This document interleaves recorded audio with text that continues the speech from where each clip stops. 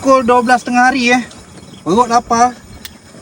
Kita akan masak Maggi guys, dekat tengah-tengah sungai ni.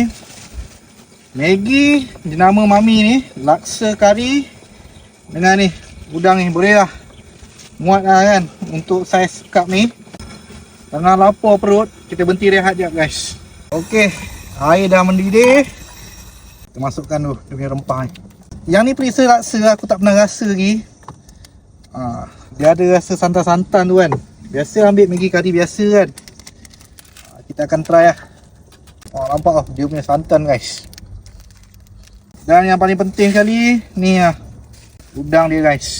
Udang dia kita tak boleh letak yang besar, kita letak yang kecil lah. Tu kita tuangkan air panas. Bismillah. Okay, kita tutup dulu. Okey, dia dah kembang, berlemak guys. Dia ada santan. Yang penting sekali misai ni aku tak cabut, senang lah nak tarik kan. Maggi kari laksa dekat tengah ni sungai ni. Panas-panas perut lapar. Kita cuba dulu dia punya kuah. Bismillah. Memang padu. Okey, terbaik.